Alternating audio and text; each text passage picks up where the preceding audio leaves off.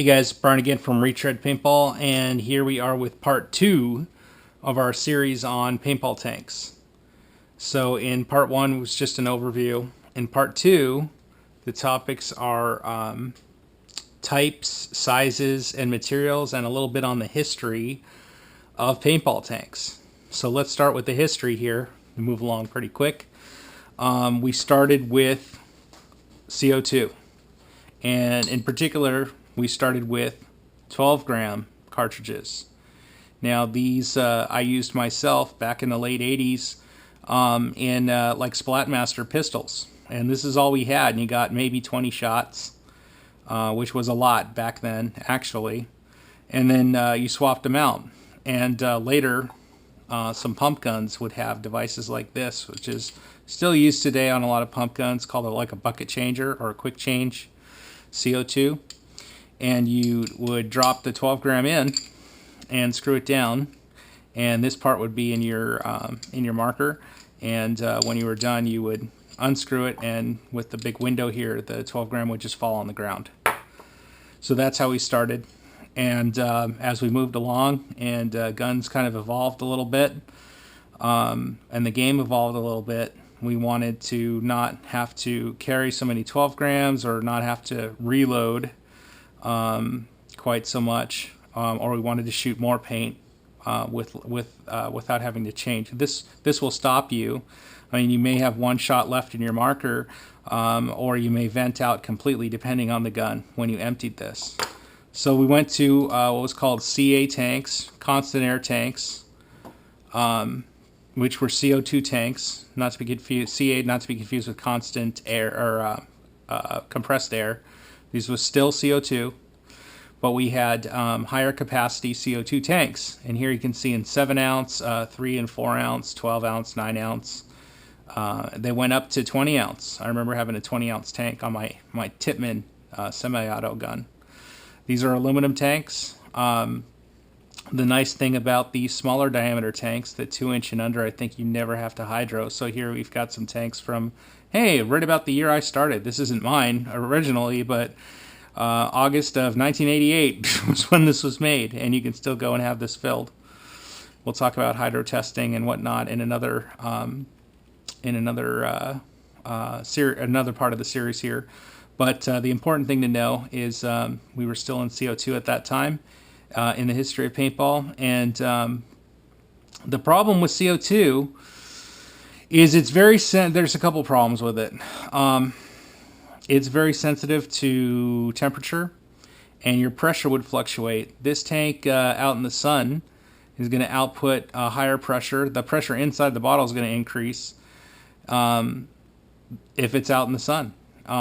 A full tank out in the sun a lot of times would burst, blow the burst disc on the tank, and you'd have to replace the burst disc, and all the gas would vent out. So you don't want that, and it would make your gun inconsistent. If this was hot, you know, you might have to adjust your the pressure of your gun, and that was difficult back then, and especially tedious, because then you had to chrono. I remember having to chrono. Now we chrono like when you first get to the field in the morning, and that's pretty much it. They might make you chrono again in the afternoon, who knows, or they might spot check you if they think you're running hot. But for the most part, when you're running CO2, back then, they were making us, everybody was running it, and they would make everybody chrono every time you walked on for a game. So there would be a big line, and everybody's trying to get on, and again, depending on how hot it was out or how cold it was, that might affect the pressure, and might affect your marker, and how hot you were shooting. And the field limit, depending, they might not let you play. So that was a problem. The other problem was filling these things. You'll notice on a lot of these other tanks, there are gauges that tell you how much air is in them. And there's no gauge on the CO2 tanks. Not one. So you don't know how much CO2 is in here. So what they used to do was they would have a scale at the station, and they would weigh your tank before, and then they would fill it. And actually, they filled it twice because they would like chill the bottle and then vent some out and then fill it again to try to get the maximum fill. But anyway, they would put it on the scale and weigh it and say, okay, it's full. But you really didn't know. And maybe an unscrupulous field owner or shop owner might not give you a full fill. Yeah, that's hard to say. Anyway, so you would get out on the field and, maybe you'd get different number of shots every time. And again, maybe different time of year. I mean, I used to play in the winter, and I mean, it was just horrible. So it was just a difficult experience. Different than playing here in California where it's like 70 and sunny all the time. So anyway, that's CO2 and some of the disadvantages. Let me see if on my cheat sheet here if I've missed any. Also, there is a point that I missed here that you had to have staff fill these, and you still have to have staff fill these. You can't fill these yourself. A shop's going to fill it, or at the field, they're going to have a field person fill this. And that's very time consuming. If you've got 100 or more players at some of these fields, and in between games, you got to fill 100 tanks. I mean, it's going to be a nightmare. So when they went to high pressure air tanks, you're able to fill these yourself. You can see when it's full, and it's just air. It's not a gas, or it's not a gas that they have to pay for the gas itself. Like the CO2 is delivered in very large cylinders, kind of like the scuba tank, but a lot bigger. I'm sure you've seen them. And they have to pay for that. Now, when you have high pressure air, it's just a compressor, and the air is essentially free. You're just, compressing it down and increasing the pressure of a very large tank so you can fill these much smaller tanks.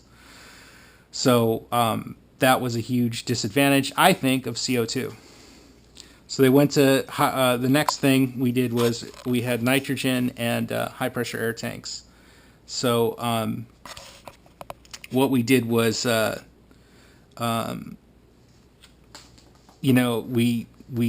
we went to the high pressure air tank in paintball, and it started with, similar to the aluminum tanks of CO2. We had the aluminum tanks of high pressure air, but you'd see there's a gauge on it. And the thing is, when you went to the larger diameter, you had to hydro test them. So we'll talk more, like I said, about hydro testing, but they have a born-on date, and after so many years, you have to test them again, and that has a cost and whatnot. But like I said, you could fill these yourself, so that's good. And they output a certain pressure, and it was not bad system, but there was always room for improvement. So with that then came the carbon fiber tanks, which decreased the weight significantly. And actually you were able to go from a 3,000 PSI tank to a 4,500 PSI tank. So you weigh less, but you hold a higher capacity than you did with an aluminum tank. So big step up. Then you had various sizes of carbon fiber tanks. Actually, let's go back to the high pressure tanks, and I'll show you some of these. These are a little bit more modern, but these are aluminum tanks that start in 13 cubic inch. Here's a 38.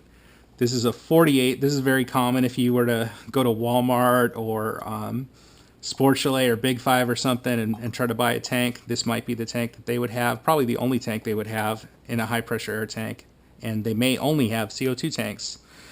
CO2 tanks are also very inexpensive. It's like $20 maybe or less. So high pressure air tanks, these are more like $50, $60. Carbon fiber tanks, used, you're looking at 100, and brand new, the nicest, newest carbon fiber tanks, you're looking at 200 plus. So big difference in price, but tremendous weight savings, larger air capacity, and the ability to adjust the pressure using these regulators, and we'll do a different video on that. The other thing with the sizes is that the most recent development is the SL tanks. You'll see SL, SL, SL, SL. That stands for super light, and these weigh less. And actually between the same two, if you look at these are two older 68 non-SL tanks. This is a 68 SL tank. you can see that the 68 SL tank is not only, well, you can't see it until I weigh it, that you would see that it would be lighter, but it is smaller in overall size. So that's the overview of in terms of the history, the tanks, and the sizes, and the materials of current paintball tanks. Thanks for watching.